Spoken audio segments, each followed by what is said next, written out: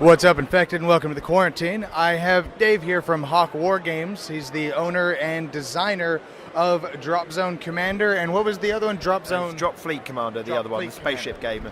Yeah, so I've been looking at both of these, and I gotta say, the models alone are incredible. Thank you. What made you come up with that idea? I think I used to work freelance for another company while I was at university. Then I left and I kind of wanted to do my own thing. I grew up with RTS games like Red Alert 2, Tiberian Sun, that kind of thing. I always felt that there wasn't really a tabletop game that was quite like an RTS, that feel. So I just set out to create that pretty much. And my own game universe as well, which kind of developed over time while I was working on it. It's 3 years unpaid in a garage to develop all the stuff before launch. Definitely. Now, with Drop Zone and Drop Fleet, from what I understand, they can be played side by side, essentially. Yes, right? they can. Yeah, there's a bunch of rules for that in the Drop Fleet rulebook, depending on they're set up depending on what resource you have. You know, do you have a whole load of players but only one day? Do you have 2 players but a basement where you can leave tables set up for weeks? So it's very, you can tailor it. Yeah. I mean, there's a massive abstract with the scale because obviously, you know, the Drop Fleet is massively bigger. Yeah. So there isn't some kind of one-to-one translation system. It's kind of, there's always a little bit of that. But it's really fun to play tables together. I like playing, say, 3 Drop Zone tables and 1 Drop Fleet table and having the Drop Fleet table bombard the Drop Zone ones and the Drop Zone ones fire up at the Drop Fleet ones all live in real time, which is really fun. It's not balanced, but it's fun. Yeah, let's be honest, it didn't have to necessarily be balanced unless you're in a tournament. Yeah. Now, what can you tell us, let's compare it to, one of the more popular minis games out there, Warhammer 40,000, in terms of complexity, with yours versus head-to-head comparison. Yeah. So core rules, if you don't count, I know 40k, last time I played 40k really seriously was 3rd edition, so way back. I think I did 4th was my last one I played, So, I mean, the core rules are probably about the same. Fairly easy to pick up, not massively complex. Yeah. There are less unit special rules in Drop Zone than there is in 40k. There's a lot of units in 40k that have a page of rules. Oh, yeah. There's only there's 1 unit in the game in Drop Zone that's like that. Most of them will have some rules, but then it's a smaller scale, so you can't have the same level of complexity for every unit. Having said that, the stat line is if you've played 40k, the stat lines in Drop Zone are quite familiar. Yeah. In some ways, there's a few things that kind of equate to something in 40k, and I grew up with 40ks, and there's obviously kind of certain ways that war games work. I mean, in other ways, it's very, very different. Yeah, very, very different. Yeah. Like you and me spoke yesterday, of course, off mic and all that, and you kind of broke the whole game down, and it's got a couple interesting mechanics that are thematic in terms of scanners and with shields where you're easier to pick up, heat signature, stuff like that. That's Drop Fleet. Drop Fleet, so both games have quite interesting shooting mechanics. Drop Fleet has the your scan range plus your enemy ship's signature plus any energy spikes, and that gives you the range you can shoot at. Yeah. No weapon has a range value in Drop Fleet, so that's quite unusual. Yeah.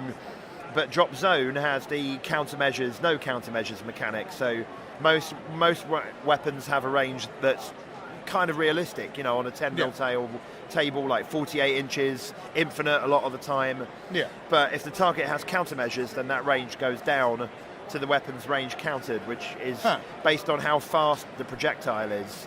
Yeah. So a laser has an infinite range counted because it's a laser. It's a laser. A railgun will have a range counted of 24. Whereas a missile will only have a range counted of 6 or 9 because it's quite slow munition. Yeah, much slower. Yeah. So that gives you a range of ranges in a tabletop game while making some sense. Yeah. It's something that always annoyed me about other games in the past where you're kind of how come my gigantic laser gun, what happens after 48 inches? Does it just disappear? Does it just disappear? Exactly. What about this rocket? How come this sci-fi missile will only go 12 inches? Yeah, there's a lot of... Yeah, so there's an explanation for that. You still need that, a lot of games, need some range mechanics in there. Yeah, to keep it balanced and fair for, tournament play, stuff like that. I mean, Drop Zone is kind of people compared it to Epic when it first came out, but it's Okay. nothing like Epic at all. It's much more like 40k than Epic in that it's more tactical and it's less strategic. Yeah. Yeah, you have a good number of miniatures, but you don't have like 50 infantry stands or anything in a normal Yeah. game. Well, overall, I'm definitely going to put a bunch of pictures of the beautiful miniatures and the terrain and everything. But is there anything you can tell us about anything that might be coming out for anybody who's looking forward to this? Maybe already has it. Anything that, of course, that you can talk about that you want to release for people to look forward to in the future? Well, for Drop Fleet, we just got the new Battle Cruiser boxes. Oh. They're pre-releasing here at Gen Con. We've got limited stock that turned up last night at like 6 o'clock. No. So those are cool. That's a whole tournament fleet in a box. Oh, nice. Everything you need to play a full 1250 point game, including the command cards and the activation cards and everything at a good saving with some cool new box art and everything. So they're not out yet. They'll be out in a month or so. Okay. Are you going to run any like a pre-order thing on your website? We'll have the usual pre-order usually for a 2 or 3 week window before we start shipping them. Oh yeah. They go full retail. That's for Drop Fleet, and then Drop Zone. The next big thing is second edition. Okay. Which has been my preoccupation for the last several months. Obviously, it's a new rule set rather than new toys. But the Drop Zones, it's still in its first edition after 5 years, which is not bad not bad for a first game, I think. But a second edition I feel is dramatically improved on first in many ways, and it's quite exciting to be working on a new edition right now. So that should be out near the end of the year. Well, that sounds great, man. I appreciate you taking the time to meet with me. Is there any final words you'd like to say? So I mean, if you're here at Gen Con, I don't know when this is going to come out. Probably in about a week. Right. So there's no point me saying come by the booth then. Yeah. So if you want to see any more of our stuff, check out our website. That's www.hawkwargames.com. I'll put a link in the description as well. Yeah, it's got full image galleries for all the products and everything like that, and there's downloadables on there too and things. So check out the website if you've not done so.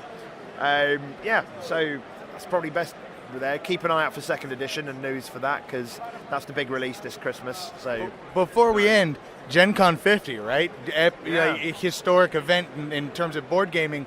If you could describe how insane it is here, in one word, what would you describe it as? Epic. That's a very fair assessment. Though I have to say, with so many people here, I had somebody describe it as organized chaos, because it really feels like that. Yeah, there's a lot of people, but I haven't heard anything bad, like people shoving, fighting. It's actually been pretty tame for this number of people put into such a small area.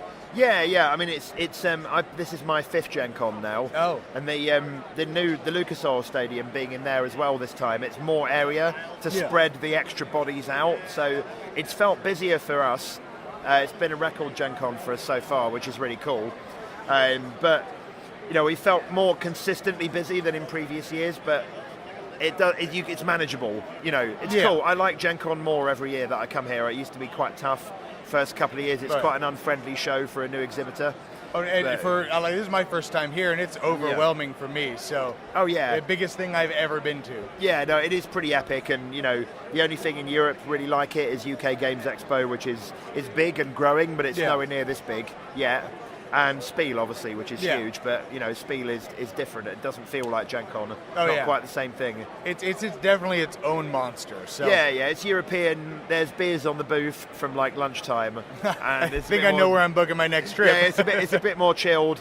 But they're both great events in their own way, and we love Gen Con, and it's huge and crazy bad. Well, thanks again for meeting with me, and I appreciate it. If everything you like here, definitely check out the Hawk Wargames website. I'll have it down in the description, and probably a show note if I can remember how to do that. Anyways, you guys, I'll see you guys next time in the Quarantine.